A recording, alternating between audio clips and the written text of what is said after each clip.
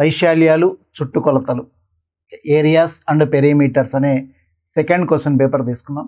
ఈ సెకండ్ పేపర్లో 50 బిట్స్ ఉంటాయి. దాంట్లో క్వశ్చన్ నెంబర్ 1 ఎట్లా ఉందో చూడండి.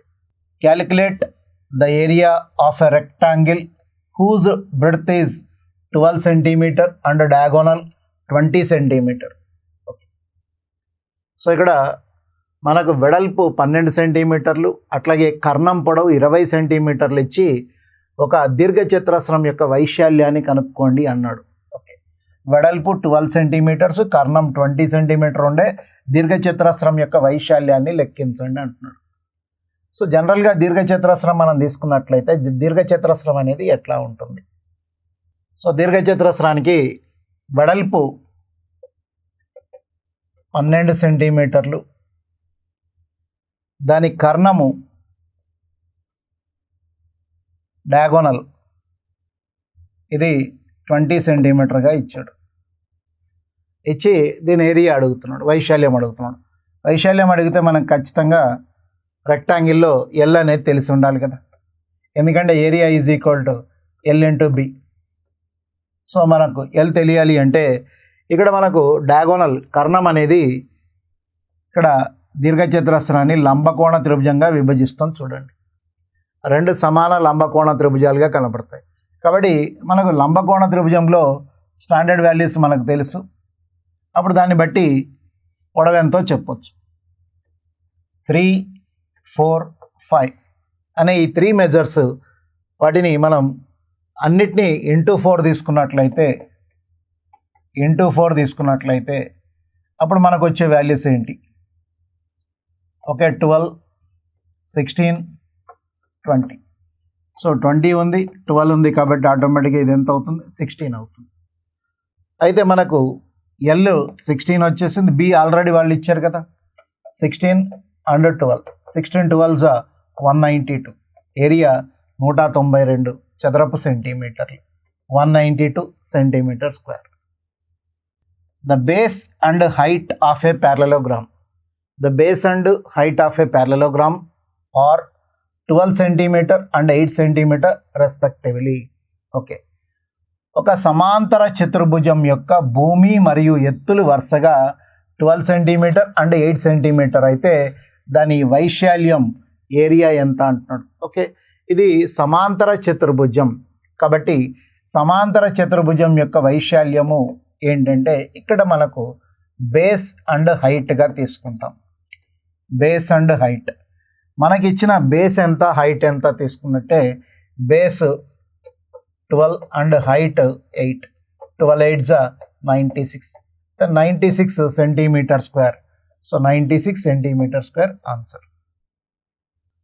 The ratio of area of 2 squares is 64:25. What is the ratio of their sides? Okay, 2 చతురస్రాల వైశాల్యాల నిష్పత్తి 64:25. అప్పుడు వాటి భుజాల నిష్పత్తి ఎంత అన్నాడు. ఏ డయాగ్రామ్లోనైనా వైశాల్యం ఇచ్చాడంటే అది స్క్వేర్లో ఉంటుంది, దాని భుజాలు కావాలంటే స్క్వేర్ రూట్ తీసుకోవాలి.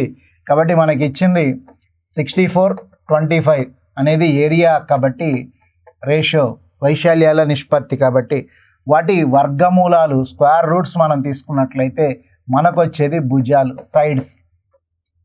సో 64 అంటే 8, 25 అంటే 5. So 8 square 64, 5 square 25, 8:5 answer.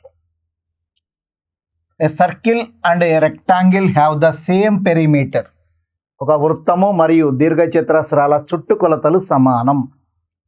The sides of the rectangle are 18 centimetre and 26 centimetre. దీర్ఘచతురస్రం యొక్క కొలతలు 18 centimetre, 26 centimetre. The area of the circle is. అయితే వృత్తం యొక్క వైశాల్యం ఎంత? ఇక్కడ వృత్తం యొక్క చుట్టుకొలత, దీర్ఘచతురస్రం యొక్క చుట్టుకొలతలు 2 సమానంగా ఉన్నాయి. ఓకే, అయితే దీర్ఘచతురస్రం యొక్క భుజాలు 18 సెంటీమీటర్, 26 సెంటీమీటర్. మరి వృత్తం యొక్క వైశాల్యం ఎంత? వృత్తం యొక్క వైశాల్యం ఎంత? వృత్తం యొక్క చుట్టుకొలత 2πr. అట్లాగే దీర్ఘచతురస్రం యొక్క చుట్టుకొలత 2 × L + B. 2 × L + B. ఈ రెండు కూడా సమానం అంటున్నాడు. వృత్తం యొక్క చుట్టుకొలత మరియు దీర్ఘచతురస్రం యొక్క చుట్టుకొలతలు రెండు సమానం. దీంట్లో మనకు 2 అవసరం లేదు, తీసేద్దాం. పై అంటే 22/7. అయితే ఆర్ మనకు తెలియదు కదా. ఇందులో ఎల్ బీలు వాళ్ళు ఇచ్చేశారు. ఎల్ ఎంత, బి ఎంత? ఎల్ 18, బి ఎంత 26. కాబట్టి so 18 + 26. 22/7 into r is equal to 18 + 26 44 అవుతుంది. 44 తీసుకుంటే 22 2 టైమ్స్ పోతుంది. ఆ 7 ఇటు వస్తే రేడియస్ 7 2 = 14 అవుతుంది. అంటే వ్యాసార్థం 14 అయింది. వ్యాసార్థం 14 వచ్చిందంటే అప్పుడు ఆటోమేటిక్గా వృత్త వైశాల్యాన్ని కనుక్కోవచ్చు. అంటే మనం వృత్త వైశాల్యం కనుక్కోవాలంటే ఏం రావాలి? ఆర్, వ్యాసార్థం తెలిసి ఉండాలి. వ్యాసార్థం తెలిసింది కాబట్టి వృత్త వైశాల్యం వచ్చేస్తుంది. Area of circle A is equal to πr². Okay, pi 22/7, r ప్లేస్లో 14 కాబట్టి r² 14 × 14. 14 × 14. ఓకే, క్యాలిక్యులేషన్లో 2 టైమ్స్ పోతుంది. 28 × 22. 56 56. 28 2 = 56. కాబట్టి 616. ఎంత ఏరియా? 616 centimetre square. 616 చదరపు సెంటీమీటర్లు. Okay, right. If in a circle of radius 21 centimetre and arc subtends an angle of 56 degrees at the center, the length for the arc is. Okay, 21 సెంటీమీటర్ల వ్యాసార్థం గల వృత్తంలో ఏర్పడ్డ ఒక సెక్టారు చాపరేఖ వృత్త కేంద్రం వద్ద 56 డిగ్రీల కోణాన్ని చేస్తుంది. అయితే ఆ చాపరేఖ పొడవెంత? Okay, length of the arc అడుగుతున్నాడు. Length of the arc. So length of the arc is equal to θ/360 × 2πr. ఇక్కడ 2πr అంటే వృత్తం చుట్టుకొలత లేదా వృత్త పరిధి అంటాం. 2πr వృత్త పరిధి. అది వృత్తంలో ఏర్పడుతుంది. అక్కడ ఎంత కోణాన్ని చేస్తుందంటే 56 డిగ్రీల కోణాన్ని చేస్తుంది. Then angle is 56 degrees and 2 × π 22/7. ఇక ఎల్ ఎంత అంట? వ్యాసార్థం ఎంత అన్నాడు? 21 సెంటీమీటర్స్. 21 సెంటీమీటర్స్. సో ఇక్కడ క్యాలిక్యులేషన్ మన చేతిలో పని ఎట్లాగైనా తీసుకోండి. 7 8 = 56. నెక్స్ట్ 4 2 = 4 9 = 245. 245. Next 3 టేబుల్తో 3 7s 3 15s. డినామినేటర్లో మనకి ఎంత వస్తుందంటే 15 వస్తుంది. అంటే ఇక పైన క్యాన్సిల్ అయ్యే ఛాన్సెస్ లేవు. అప్పుడు 22 × 7, 22 × 7 × 2 లేదా 2 × 22, 44 × 7, 44 × 7. 7 4 = 28, 28 30, 308 బై 15 ఉంది కదా, బై 15 ఉంది కదా.